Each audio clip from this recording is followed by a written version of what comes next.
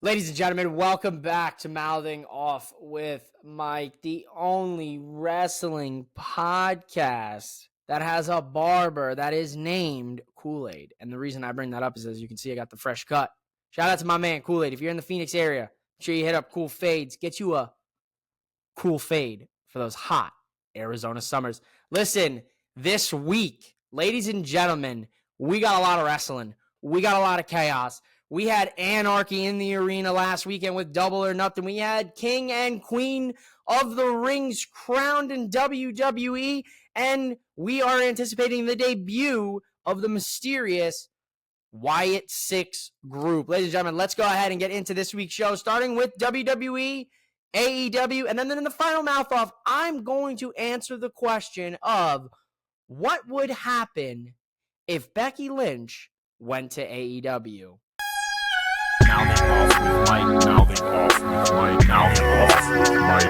Welcome into the show this week, guys. Listen, we had a good week in wrestling. I'm going to kind of fly through what I would say is what happened at Double or Nothing and Queen of the Ring in about a minute flat. So Double or Nothing took place in Vegas for the 50th anniversary, and we saw two new champions crowned, and we saw a man set on fire and a man hung upside down from the ring. A really solid event overall. Outside of, I would say, two matches that just maybe didn't belong on the card, and one match that had the wrong winner with Takeshita losing to Jon Moxley, but then again, things happen.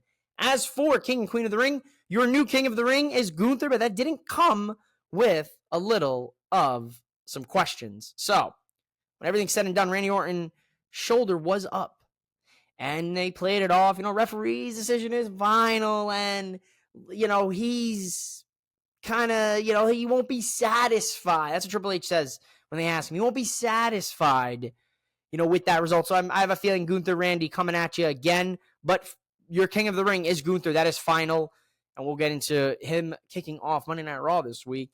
And we saw Cody Rhodes defend the WWE Championship successfully against Logan Paul in a great match. Chad Gable, Sami Zayn, Bronson Reed, fantastic showing. Queen Nia Jax is here. All hail and praise your queen. Overall, great weekend last weekend of pro wrestling with King and Queen of the Ring and Double or Nothing. That's continuing the trend because this week, Monday Night Raw, we kicked off the show with the King General Gunther. And he's going to bring prestige back to the World Heavyweight Championship, which he feels, because the way Priest won it, that it does not feel the same, and it's not the same way as winning it. The ring is sacred, ladies and gentlemen. The mat is sacred for this man. So it makes sense that he doesn't like that, he took a shortcut, but that's the case, man. Then you hate every Money in the Bank winner who successfully cashed in their contract. I think Money in the Bank is a great concept, and I think with Triple H at the helm, he will make that feel more important and as dangerous as it used to feel, looming in the air. Never know when it would hit. I think Triple H is going to effectively do that this year with whoever may win Miss and Mr. Money in the Bank.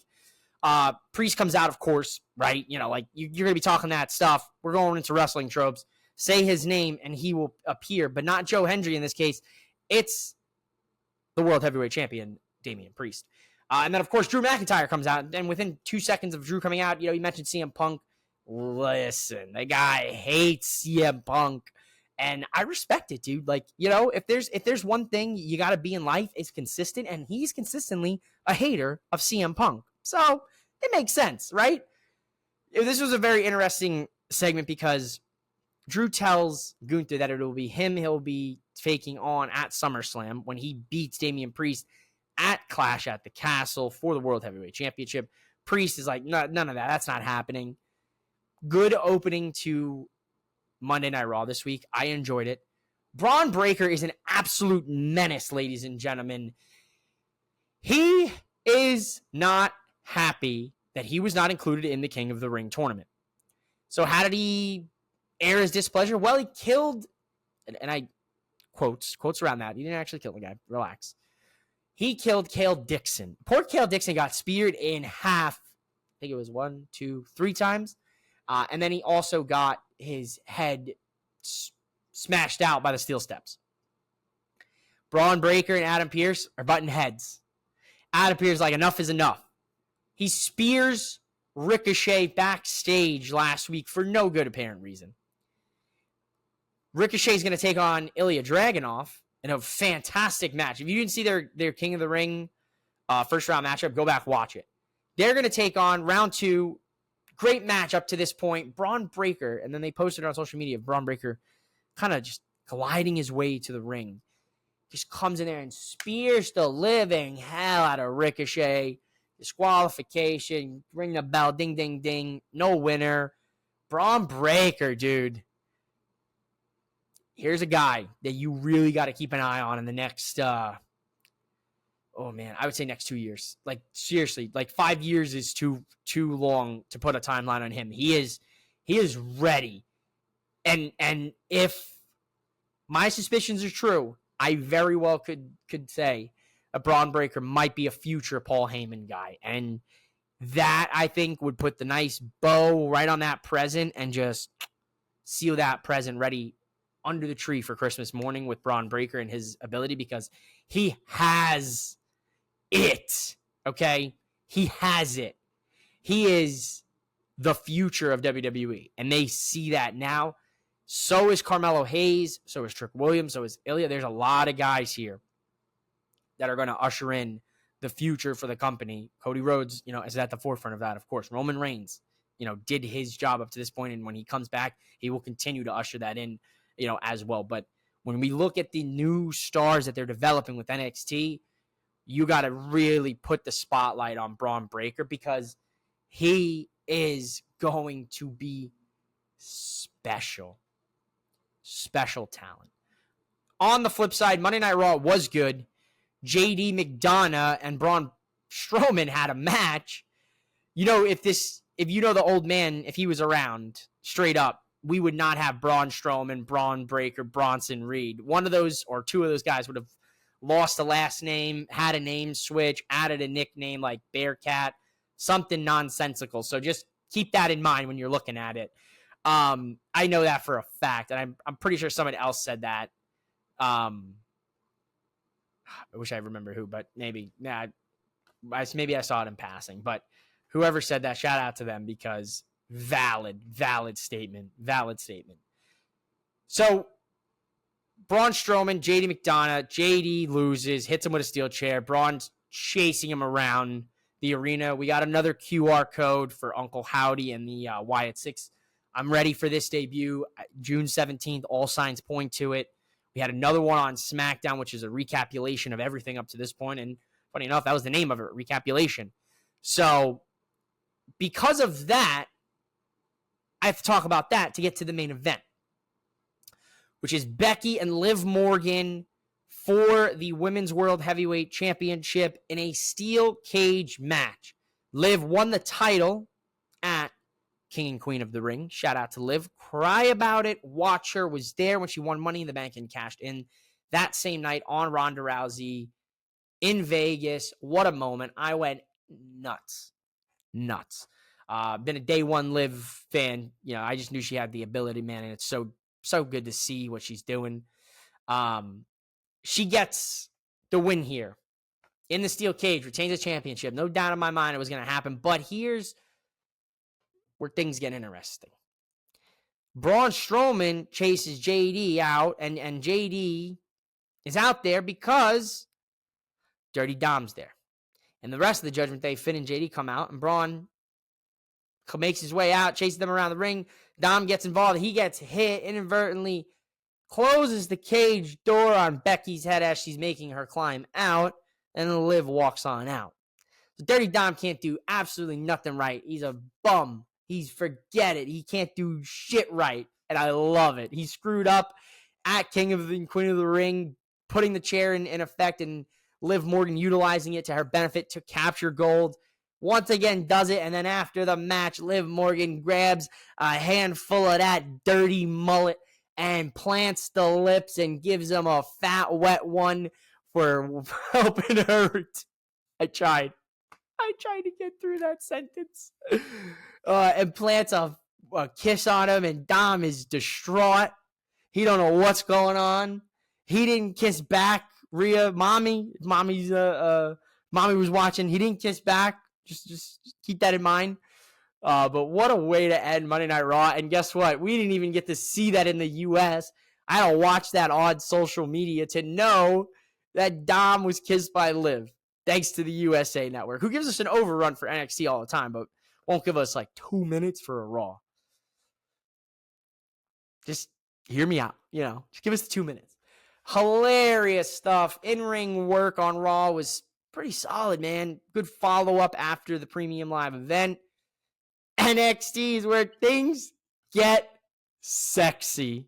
In the words of the great, the 5-time, the 2-time WWE Hall of Famer Booker T. Yeah, I like it. And because that is all Booker T had to say when we look at NXT this past Tuesday, because the sexy one herself, Sexy Red, made her WWE NXT debut while she unveiled and twerked a little bit, much to the pleasure of Booker T, the North American Women's Championship. And that title belt, ladies and gentlemen, if you haven't seen it, I'll pop it up for the viewers on YouTube. If you're listening, it is a white strap, and it is gorgeous. It is beautiful, beautiful belt. Beautiful belt. I know the belt collector himself, Brandon the Guy at Championship Culture, he will be having that belt added to his collection. So I can't wait to see what it looks like in person. Shout out to them. But this is a beautiful belt. Gorgeous belt. Obsessed with it. Like, I can't wait to see who holds this first. It should be Lash Legend if I was booking, but that's just me. She also manages Trick and Javon Evans in the main event against the Gallus boys, which they were victorious. But I'm going to put the pin in that. NXT was good. It was a good show in its other parts. We develop stories. We keep things moving. Lola Vice and Shayna Baszler is getting hotter. They're going to have an NXT Underground match at NXT Battleground next week at the UFC Apex Arena. And then Roxanne Perez doesn't have a challenger.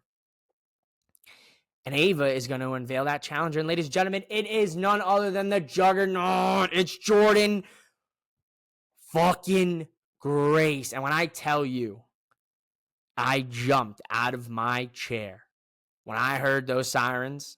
I was like, this isn't happening. No way. It's who is this? It was Jordynne Grace, ladies and gentlemen. The portal, the prohibited portal, as she built it, has been opened, it seems. We'll see for now. With TNA, with WWE, and maybe the main roster, but maybe just NXT for right now. But Jordynne Grace is going to take on Roxanne Perez. Jordynne Grace, the current knockout champion for TNA. She's going to take on Roxanne Perez at Battleground for the NXT Women's Championship. Sign me the hell up. If those tickets were not like absurdly priced, I'd probably headed on over to Sin City for that one, because that is a awesome match. Now, let's get back to Trick Willie. I love Trick Willie. Noam Dar and Oro Mensah were attacked.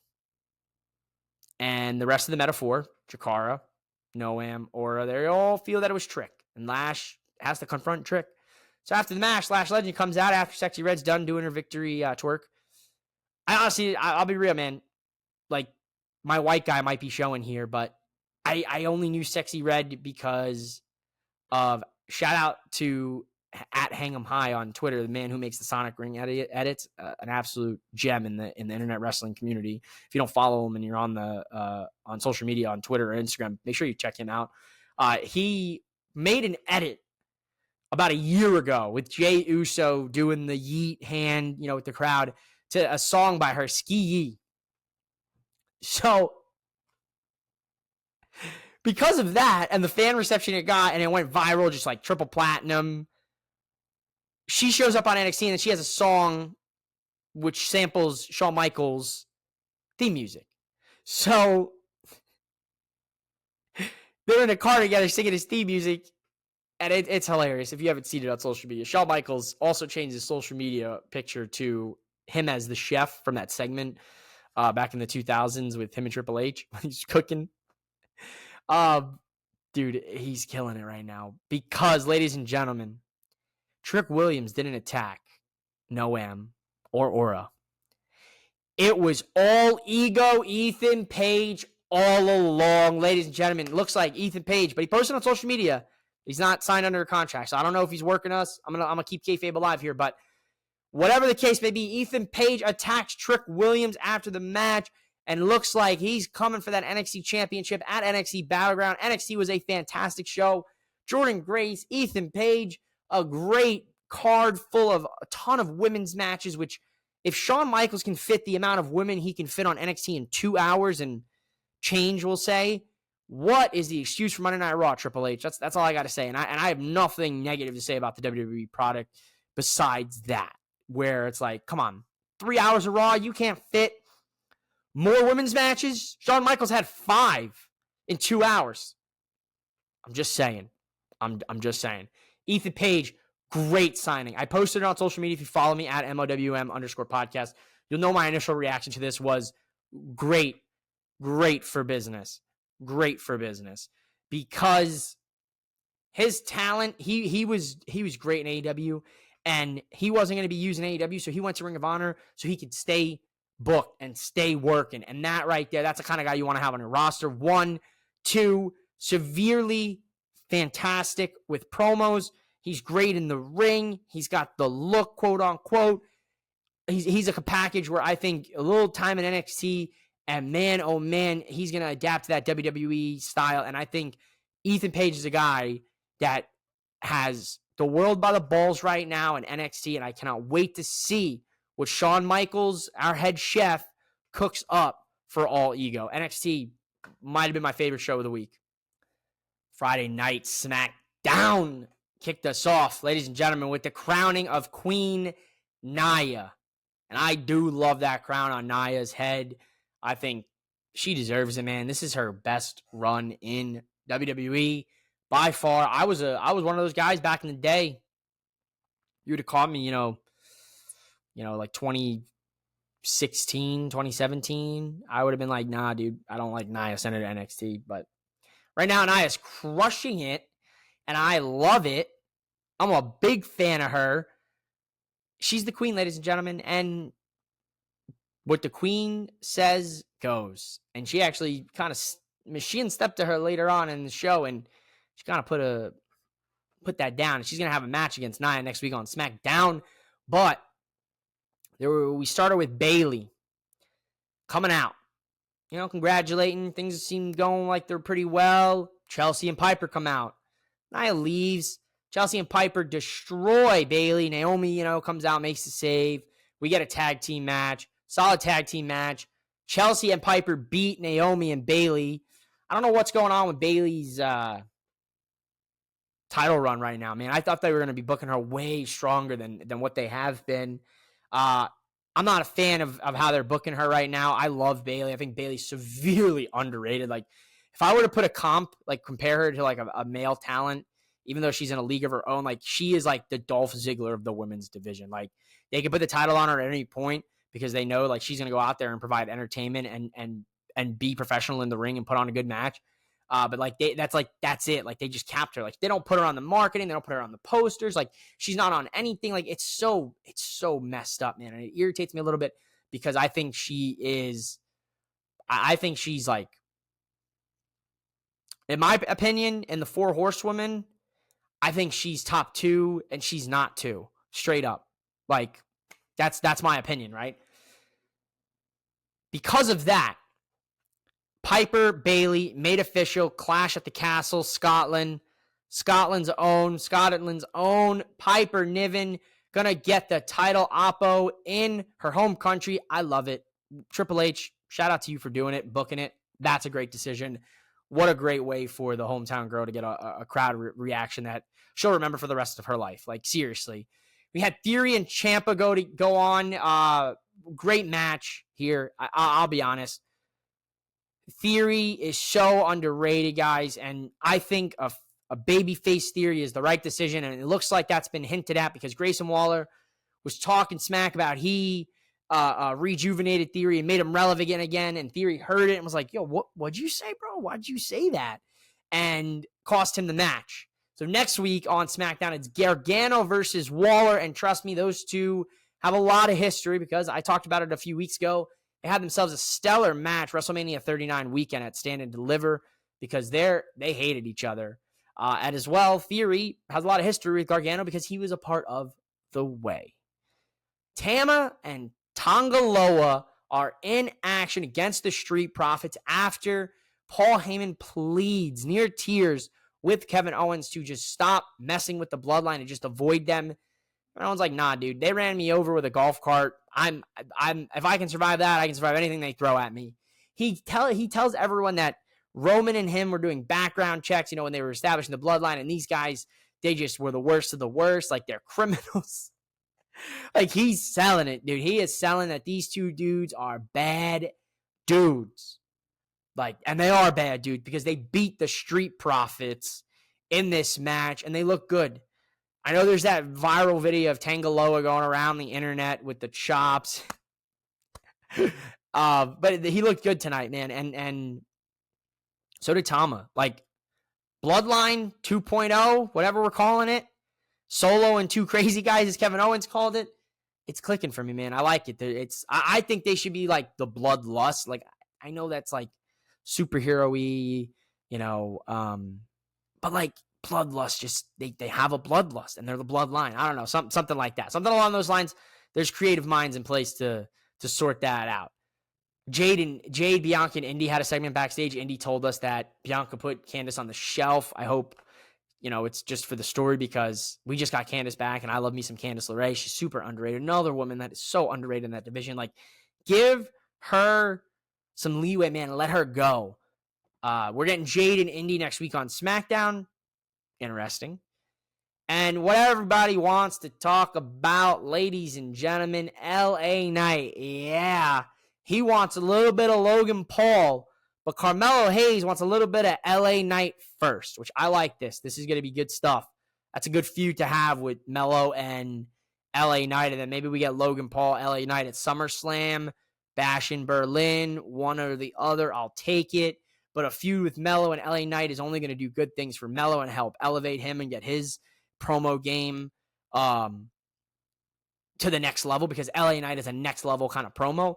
And working with a guy like that, you're going to pick up some stuff. And I think that's a great tango partner, dance partner to have this early on in the main roster. So I think this is going to work out very well. I'm sure LA Knight will cook him in some of the promos, but having that kind of tag team, when you're working with a guy like that who's polished off, he's got his promo game, he knows how to, get the crowd to interact, helping him on the backside, I think that's great decision.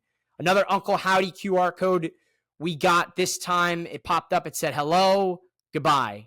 While Nick Aldis and AJ Styles were talking in Nick Aldis' office, I scanned the QR code. I went to the website, and it's a recapitulation of everything that we have seen except 2 new items.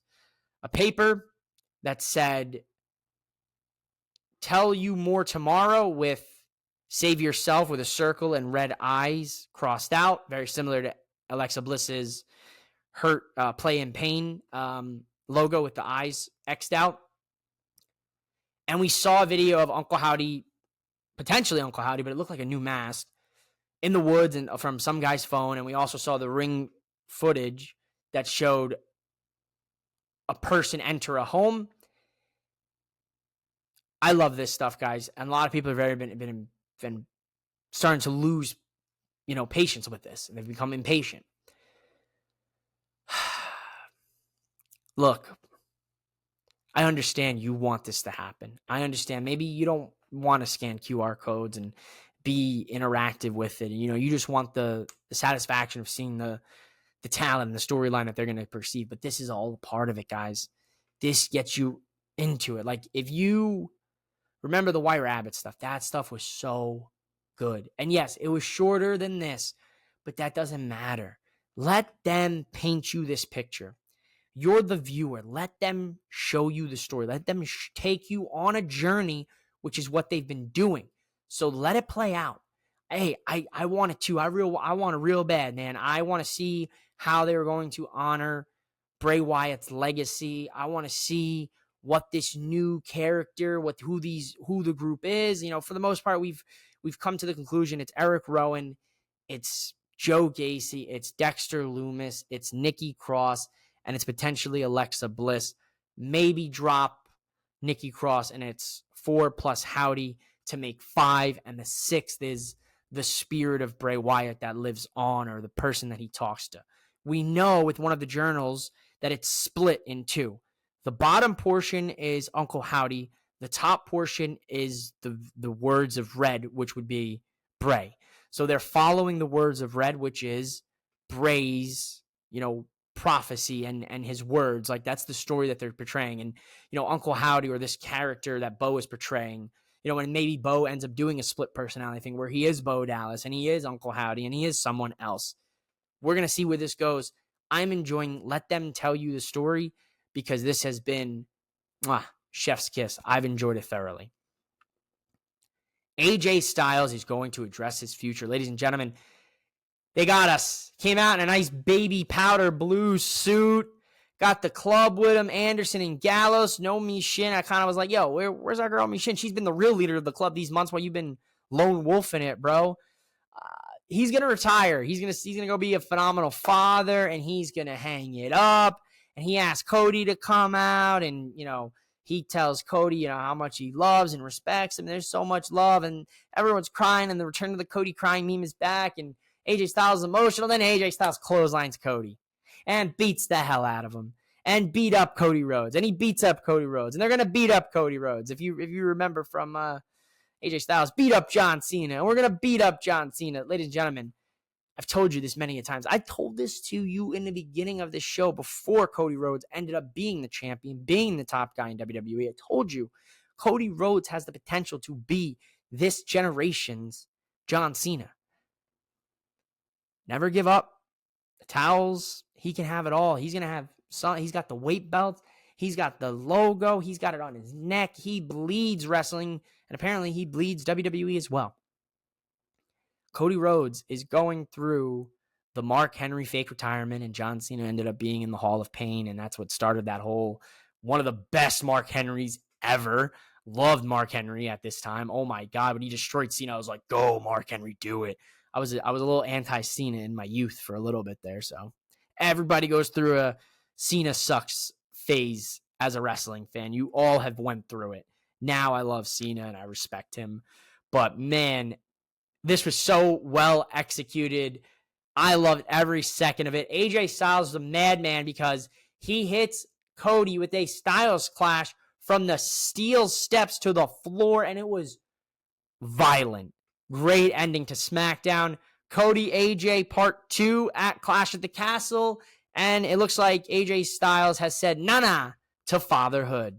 Ladies and gentlemen, we're going to get into All Elite Wrestling, the final mouth off. And then that's this week's episode. It's Wednesday. You know what that means, ladies and gentlemen. It's time for Dynamite. We got Mercedes Moné, the new TBS champion. She defeated Willow Nightingale last week at Double or Nothing, and I was sad. I love Willow as champ, but Chris Statlander showed her true colors and turned on Willow. And after the match, big sad. Willow is on her own now, and I know the Willow Redemption Tour is about to be fantastic. I know Liv Morgan's got her Revenge Tour, but we got the Redemption Tour for Willow. Mercedes opens up the show as champ, and it is revealed to us, ladies and gentlemen, that the person that attacked her all those months ago was in fact Sky Blue, and we get the match made official. Sky Blue versus the CEO, Mercedes Moné, but not for the main event. I thought this was going to main event. I was fooled. So a little sad about that. Swerve took on Killswitch. Swerve beat Killswitch, cut his hair. Good match. I don't like Swerve being in the beginning of the show. That's your champion. Why is he not main eventing? What is going on with this? I'm confused. I still think we got to let it play out. It's only been a few weeks since he's won the title, but confusing decisions. The same thing happened to MJF. A lot of people have addressed this already on their podcast, so I'm not going to kind of rehash it for the 1,000th time, but Similar thing happened to MJF, and I just don't want that to happen to Swerve because I really like Swerve, and he is a guy who really, really deserved this, and he earned it. Not just, he didn't just deserve it. He worked and earned that world championship. It is the debut of TV time with Chris Jericho. Okay, here we go, folks. I'm going to say this strictly as a wrestling podcaster. As a gimmick, it works. As a fan, it's not my cup of tea. That's it. There's other ways to get these guys that you want to get on TV. You don't need to do this whole circus. Now, from a wrestling podcast perspective, TV time with Chris Jericho is annoying. It is foolish. It is cocky. It is arrogant. It reeks of just silly, corny wrestling, and it works. It works. He is going to do it again, ladies and gentlemen. Chris Jericho is going to do it again.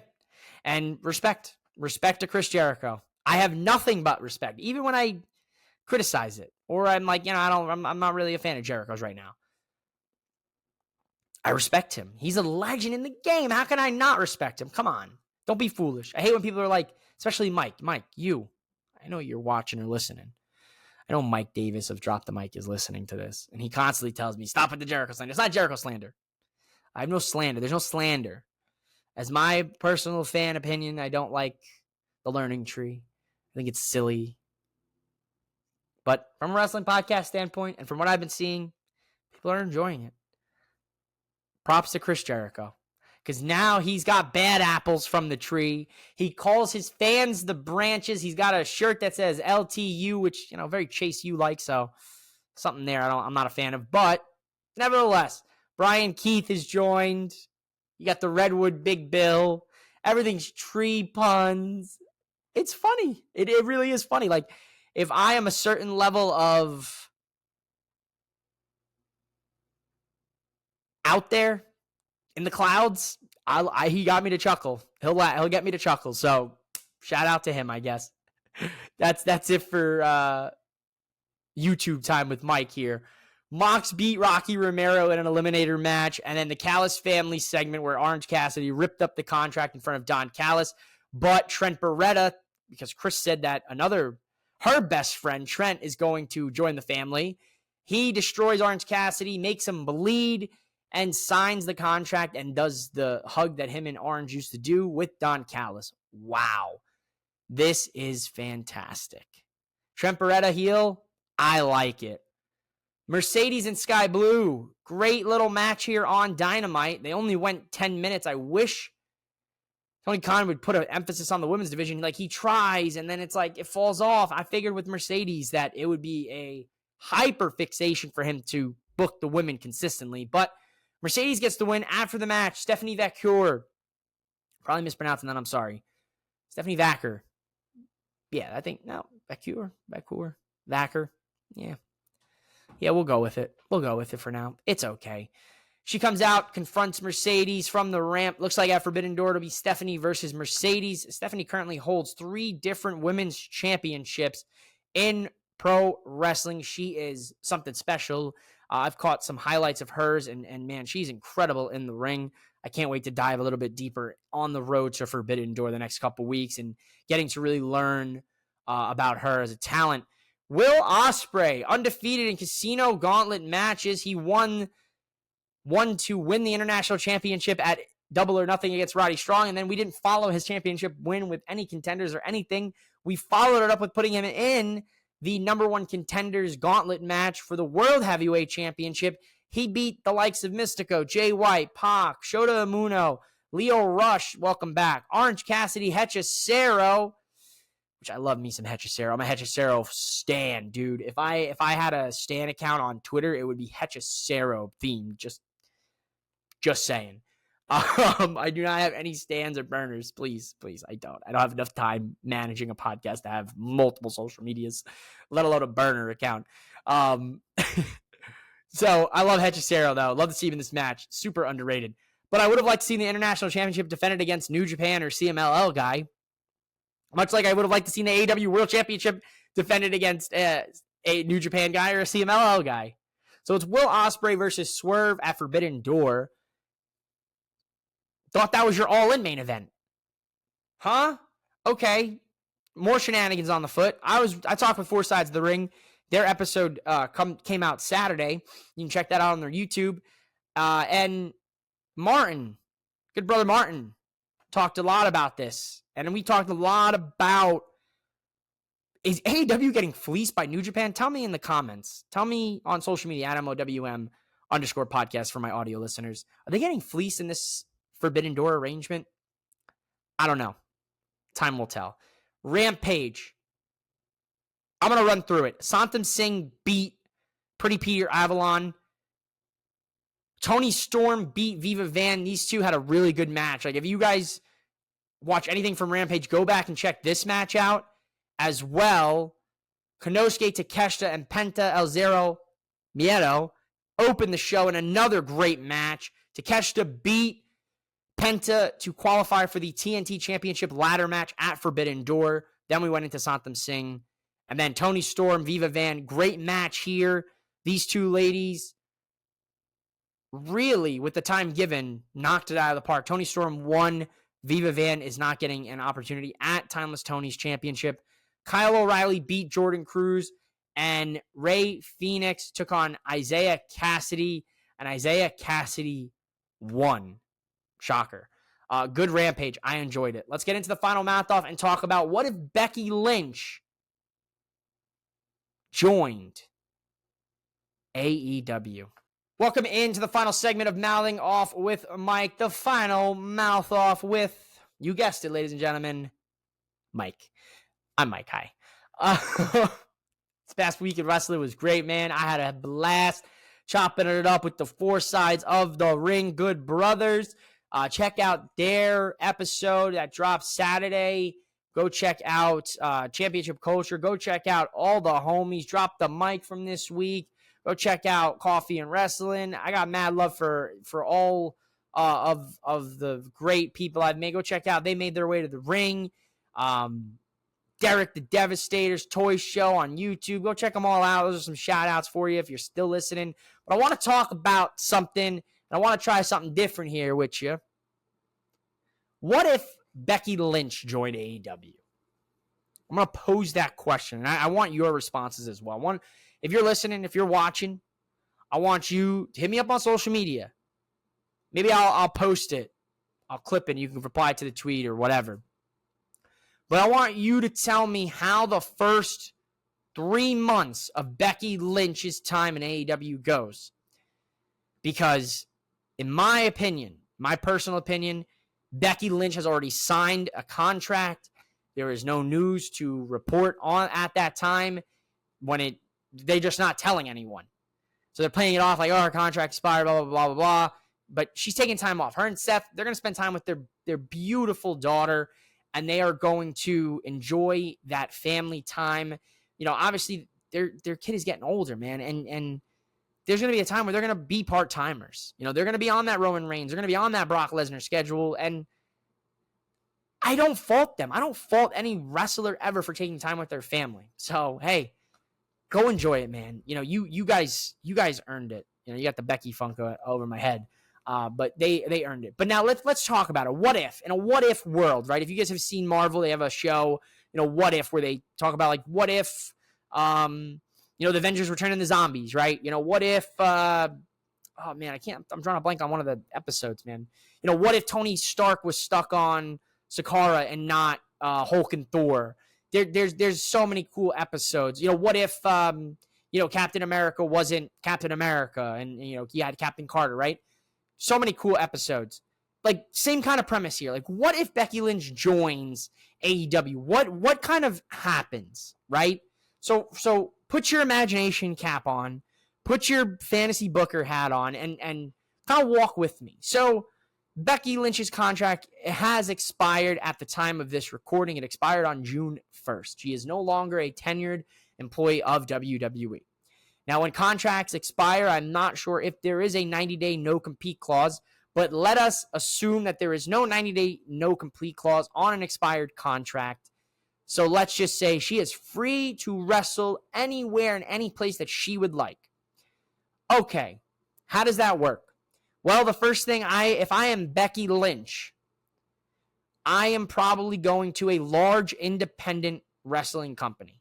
I think Becky Lynch would go wrestle for maybe a GCW.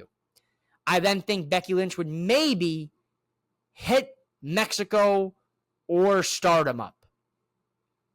Okay? I then could see potentially maybe Becky going to Impact, TNA, for a stint, for a couple months. But the question is, what if she went to AEW? So now Becky goes to AEW.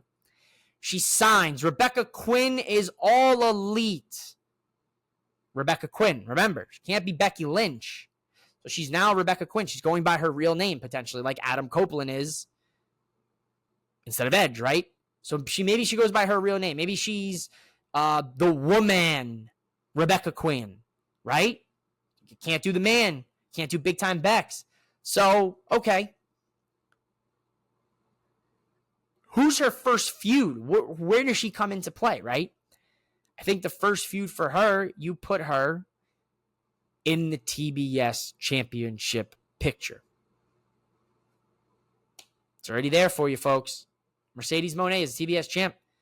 You do exactly what you did for Mercedes. You put Becky to the championship. If that's Tony Khan's booking, women always go right to the championship. Me? No. That's not how it goes. Becky goes to the AEW Women's Championship, and her and Timeless Toni Storm have a multi-match series. That's what I do. Think about the entertainment aspect you could have with Becky and with Timeless Toni Storm. Timeless Toni Storm doing the gimmick and, sniffing Becky and doing all the crazy antics that she's done with Serena Deeb and the women in the past. Like, can you imagine some of that stuff that you could get with the two of them? It would be can't miss TV. I immediately would say Becky Lynch, she signs with AEW. She is propelled to all of the marquees, just like Mercedes Moné. I also think then you may have a large gap to fill then, because if you have Becky, Mercedes, then you might have a Timeless Toni, you might have a drop-off with the star power, right? But I think if Becky signed with AEW, it would cause ripple effect throughout pro wrestling. I think if Becky signed to AEW, you could see maybe more wrestlers hop from WWE to AEW and vice versa, more hop back over to WWE because of it. It's already happening no matter what. But I think you could see more people confidently leave WWE and go to AEW because she has those connections in WWE.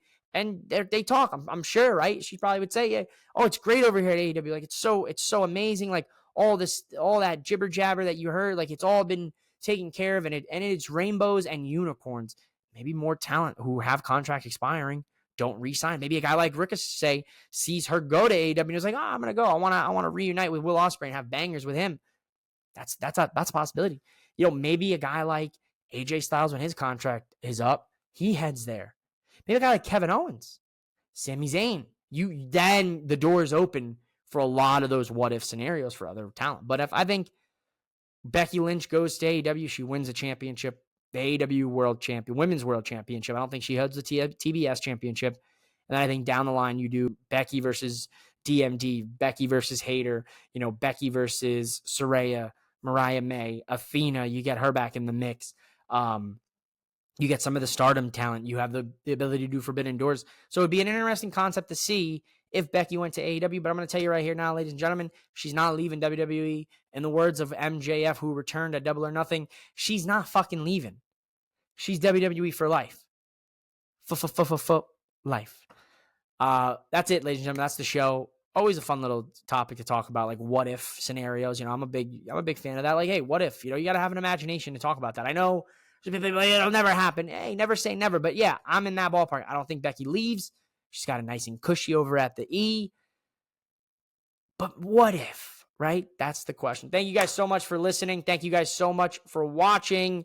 Go out there and enjoy pro wrestling. I'll be back next week, hopefully with a whole gaggle of good brothers to discuss NXT Battleground.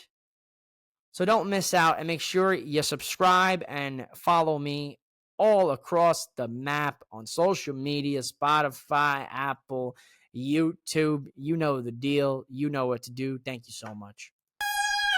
Now they off with Mike. Now they off with Mike. Now they off with Mike.